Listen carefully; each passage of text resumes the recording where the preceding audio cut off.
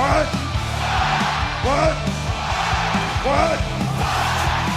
I got 141 and 2/3 chance of winning at Sacrifice. Woo! Wrestling Podcast. Let's go to start with this. He is broken in half. And you are just a buck-toothed Nepo baby who ate dog food for a weird old man. Yeah. Just when they think they got the answers, I change the questions.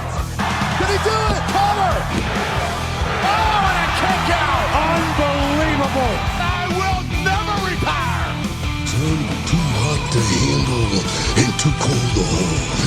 And I am the Macho King Randy Savage. Shut your mouth, you thong-wearing fatty. It's me, Austin. Whoa! Bang! Jacob 5-2 is all gas. No brakes with it. Yada mean fire!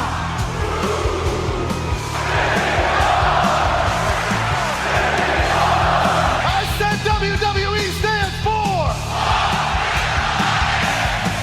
Promotional consideration paid for by the following.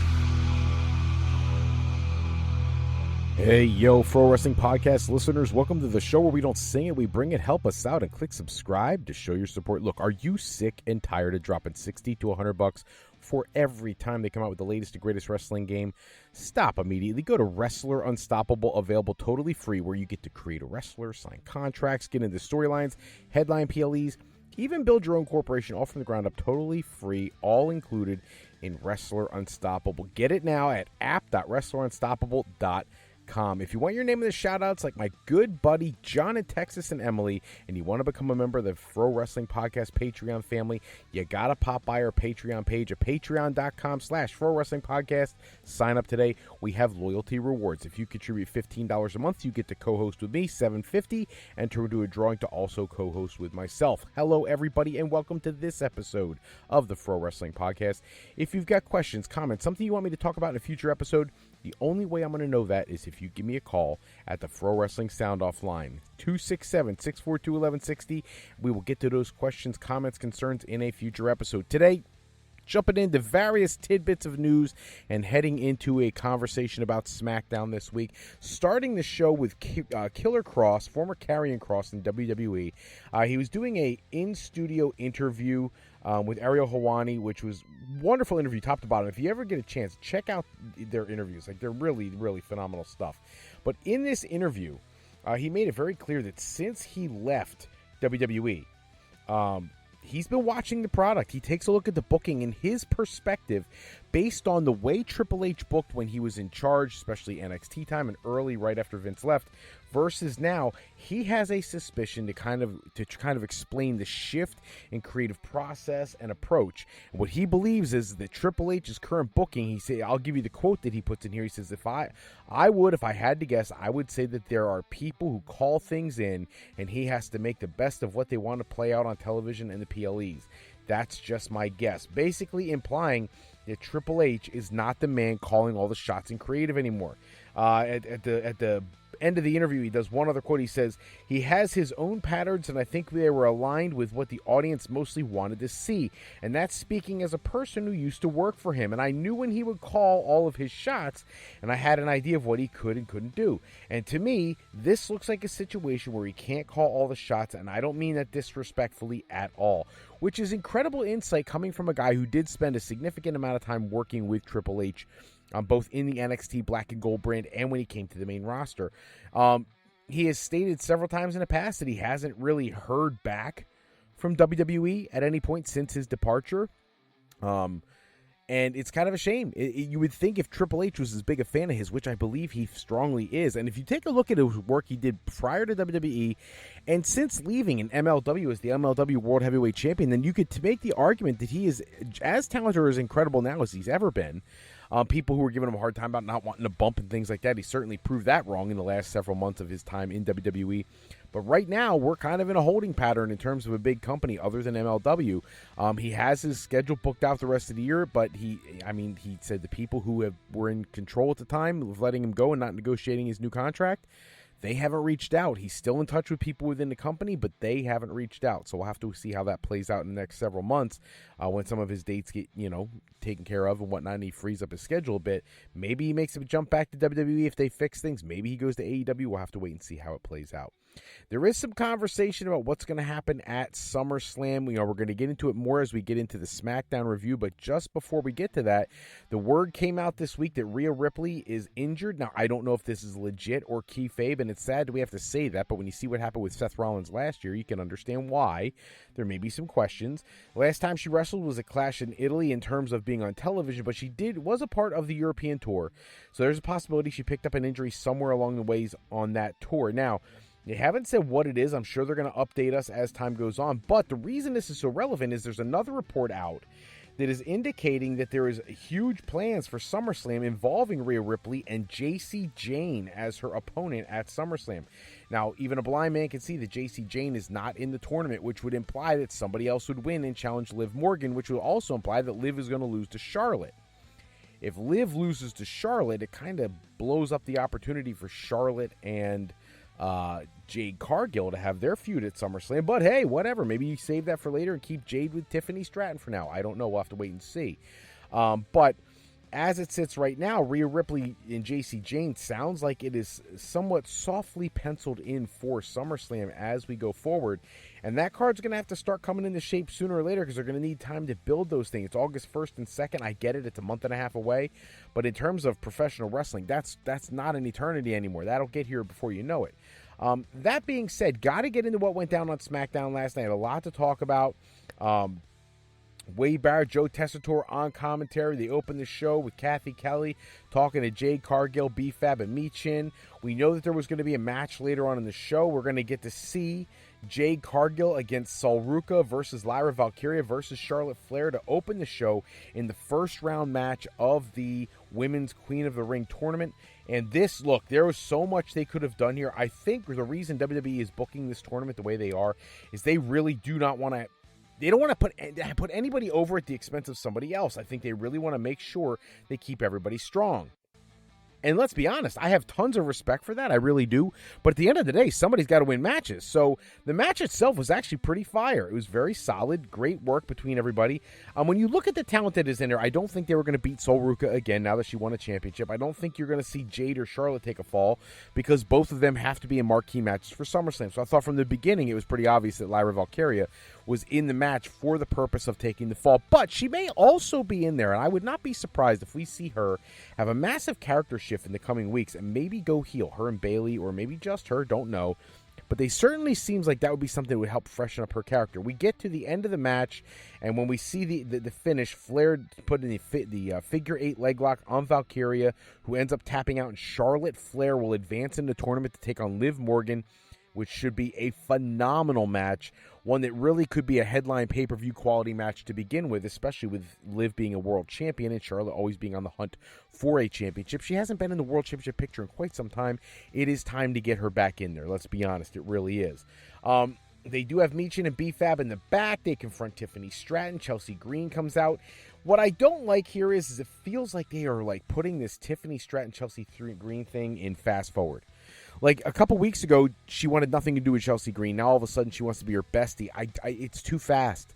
Slow burn, slow build. We don't need to rush everything. We really don't. There's ways to tell a story without making these two besties. You could do the same things you're going to do with them anyways without them being best friends. Later on, we see Finn Balor talking to Kathy Keller. He runs into R-Truth and Damian Priest. Now, obviously, this is like a mini reunion of old school Judgment Day. I don't want to go down that road again, but it was interesting to see them interact and have some screen time together. I really hope they take this opportunity to do something of some substance with Finn Balor. He deserves that opportunity. He's been pigeonholed for so long in that faction. Now he finally breaks away, and one of the first things you do is put him on the screen with the people he used to be in the faction with. Little disconcerting for me. You get into Paige and Brie Bella defending their championship against Fatal Influence. I was actually surprised here. Not that the championships didn't change hands. That does not surprise me. What surprised me is I was expecting some kind of schmaz finish for Fatal Influence to pick up the win because they were booked so strong coming over from NXT. And it seems like since that original first week or two booking, they've kind of been allowed to flounder and kind of tumble down the card a bit. I would have liked to have seen something more substantial here for them, but at the end of the day, we end up seeing Paige reversing a pin attempt for a win, and Paige and Brie retain. Then we get to Sami Zayn in the back talking to Johnny Gargano. I guess maybe this is going to be the thing that snaps Gargano out of his funk. I guess that's what they're going for. If it gives him something substantial to do, that's fine. But right now, I don't think he needs to be in the conversation. Certainly not with Cody and Sammy and Gunther and all that. I think Gargano needs to stay out of it. That being said, there is some conversation. There's Candice LeRae back there yelling at Gargano to do something about his depression. He needs to. Then you have Sami Zayn talk about how he has to clear the air with Cody. Zayn thanks Gargano for the advice. The weird part there is that he didn't say anything. He's just laying there catatonic. This is becoming a weekly thing. Sami Zayn goes out to the ring. He's like a tweener right now. Part face, part heel. Rhodes comes out. They have this thing where they go back and forth, talk about the last couple years worth of booking. I owed you this, or you did this on your own, or didn't do this on your own, and I was there for you, and I celebrated with you at WrestleMania 40, or Cody's the common denominator. All these other people turning on him, and all these things. But it would really, I thought this was great at laying the groundwork for what is obvious. Cody and Zayn need to have a match. Now, here's my dissent, okay? I believe that Gunther, right now, is going to win the championship next week. And I don't like the idea, because I would really love for Cody to lose the championship to Sami Zayn. I don't have like the diehard I has to be at Mania feeling anymore. I used to have that. I don't anymore. I really think it would be helpful for Sammy to win that championship at SummerSlam. We do have the moment where Rhodes slaps Zayn and all that stuff, and Zayn grabs a chair. Looks like it's going to get serious, but it doesn't. This is obviously something fans are going to want to see, and I actually don't know who they'll side with, because Cody gets his share of boos too now. But definitely something to be worthwhile them booking and putting in as a main event storyline for SummerSlam. The way it's looking right now, it looks like Gunther may win the championship, and we'll get into why in a few minutes, but Gunther may win that championship, and then who does Gunther go on to face? Does he face a returning CM Punk? I don't like that idea. Again, we'll get into that later, but what do you do with Gunther after that? And what happens to the Gunther-Brock opportunity? That just goes by the wayside. We just never get to see that, I guess, because it's pretty obvious, I think, to everybody that's going to end up being Oba and Brock at SummerSlam, unless you have Oba win the champion or the King of the Ring. He challenges Gunther, and somehow Brock gets put in as a three-way. I could see that happening. I would not be overly upset about that, except that I really wish that when you win a stipulation for a one-on-one match, you got your one-on-one match. But storyline, it makes sense. So I don't know. Maybe that's where we're headed.